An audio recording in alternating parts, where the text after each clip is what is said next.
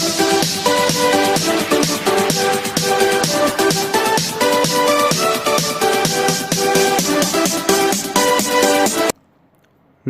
दोस्तों, आज के इस वीडियो में मैं भारतीय हिंदू समाज को तोड़ती और झकझोरती जाति व्यवस्था और वर्ण व्यवस्था के बारे में अपनी बात रखूंगा।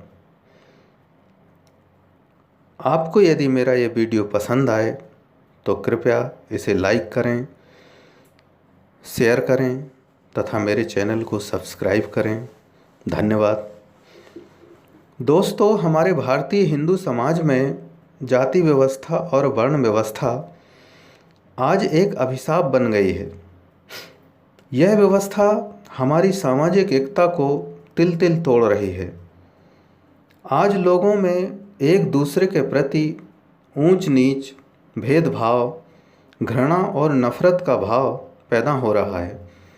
प्राचीन काल में इस व्यवस्था को बनाने के पीछे चाहे जो भी उद्देश्य रहा हो, चाहे जो भी सोच रही हो, और आज इस व्यवस्था के समर्थन में चाहे जो भी तर्क दिए जाएं, किंतु तार्किक रूप से इसमें सिर्फ बुराई नज़र आती है।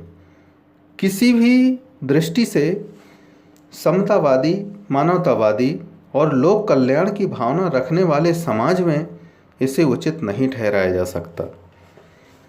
जाति और वर्ण व्यवस्था ने हजारों वर्षों से जहां एक ओर उच्च जाति और उच्च वर्ग के लोगों का पोषण किया है, वहीं दूसरी ओर निम्न जाति और निम्न वर्ग के लोगों का शोषण किया है, जो आज भी बदस्तूर जारी है। जाति और वर्ण व्यवस्था अमानवीय और गैर न्यायिक है। इस व्यवस्था के कारण प्राचीन काल से आज तक उच्च जाति वर्ण के लोगों द्वारा निम्न जाति वर्ण के लोगों का शोषण होता रहा है और आज भी हो रहा है। इतिहास जिसकी गवाही देता है। धर्म के ठेकेदारों ने इस व्यवस्था में कभी कोई परिवर्तन नहीं होने दिया। एक तरफ कमज़ोर और लाचार निम्न जाति वर्ण के लोग जहां घुट घुट कर जीते रहे और अपने जीवन को कोसते रहे, वहीं दूसरी तरफ उच्च जाति और वर्ण के लोग स्वयं को धन्य समझकर खुश होते रहे। एक तरफ उच्च जाति वर्ण के लोगों को श्रेष्ठ कहकर उन्हें महिमा मंडित और उत्साहित किया जाता रहा है, वहीं दूसरी ओर निम्न जाति और वर्ण के लोगों को नीच और निकृष्ट कहकर उन्हें हतोत्साहित किया जाता रहा है। मध्यकाल में यही कुप्रथा देश की लंबी गुलामी के कारणों में से एक कारण रही है। निम्न जाति वर्ण के लोगों को कभी भी वैचारिक स्वतंत्रता नहीं थी, शिक्षा नहीं थी तथा उनके विकास के सभी रास्ते बंद रहे। ऐसे लोग सदा से अशिक्षित, अज्ञानी, अकुशल रहे। तत्कालीन राज व्यवस्था, राजकाज और राज की सुरक्षा आदि कार्यों से उनका कोई वास्ता नहीं था।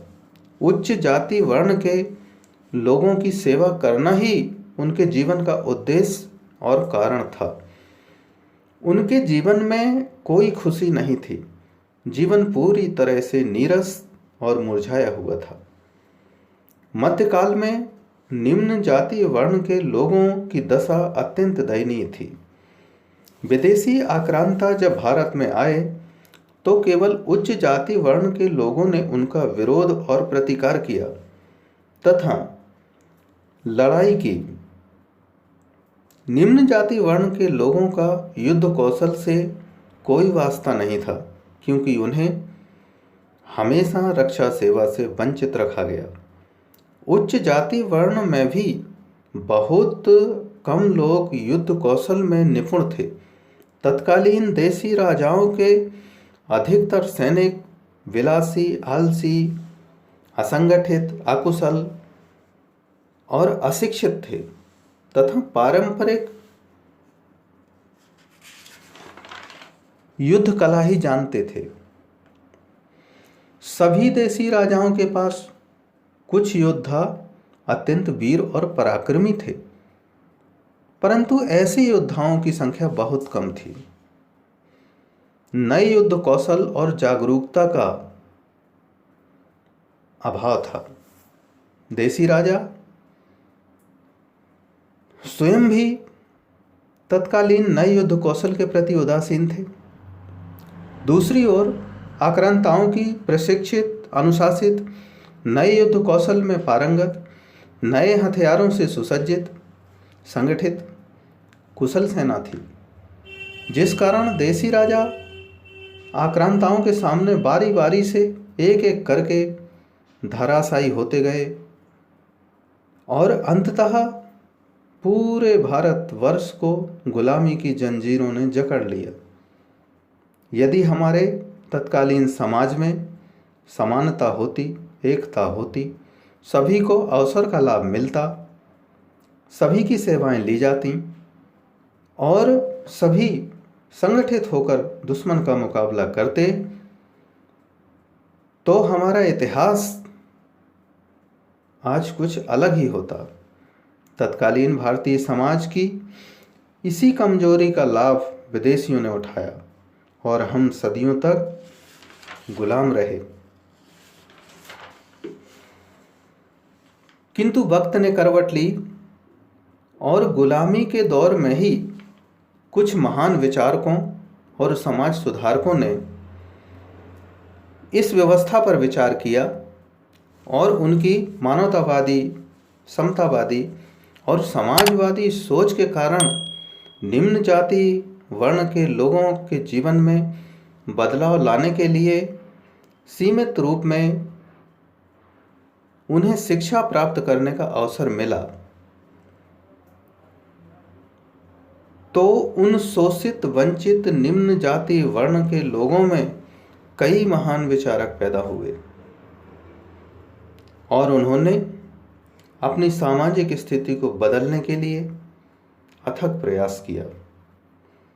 स्वाधीनता आंदोलन में सभी जाति वर्ण के लोगों ने भाग लिया, संगठित होकर काम किया, परस्पर सहयोग की भावना से काम किया और सभी के सतत प्रयासों से एक दिन हमने आज़ादी रूपी महान उपलब्धि हासिल की। हम आज़ाद हुए, हमारा संविधान बना, नियम बने, कानून बने, सब कुछ लिखित रूप में हमारे देश की दिशा तय करने, समाज की दशा तय करने के लिए हमारे अधिकारों और कर्तव्यों का बोध कराने के लिए सामाजिक समानता, जाति वर्ण व्यवस्था को सामाजिक समानता के लिए हमारा लिखित संविधान और एक स्वतंत्र न्यायपालिका अस्तित्व में आए। किंतु उसके बाद भी आज जाति और वर्ण व्यवस्था का दानव समाज को निगलना चाहता है, सामाजिक एकता को तोड़ रहा है। देश के विकास और समाज के विकास के लिए आवश्यक है कि हम अपनी सामाजिक एकता को बनाए रखें, जिसके लिए आवश्यक है हमारी समतावादी और मानवतावादी सोच और दृष्टिकोण।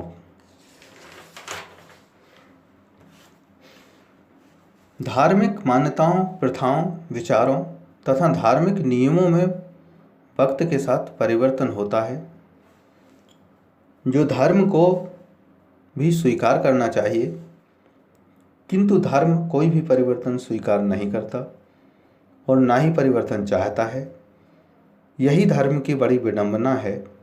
तत्कालीन समय में भले ही जाति और वर्ण व्यवस्था की कोई आवश्यकता रही हो, कोई उपयोगिता रही हो, किंतु मौजूदा वक्त में यह एक सामाजिक बुराई बन गई है, जिसे गंभीरता से लेना चाहिए।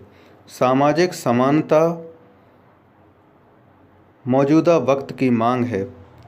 जाति और वर्ण व्यवस्था को मौजूदा वक्त में दृढ़ता से लागू करना, जारी रखना बढ़ावा देना सामाजिक एकता और सामाजिक विकास तथा देश के विकास में बाधक है। आज का युग विज्ञान का युग है। आज वैज्ञानिक और मानवतावादी सोच को मान्यता दी जानी चाहिए। जाति और वर्ण व्यवस्था को पीछे छोड़कर सभी को देश और समाज के विकास में योगदान करना चाहिए, जो देश और समाज के हित में है। जय हिंद। धन्यवाद।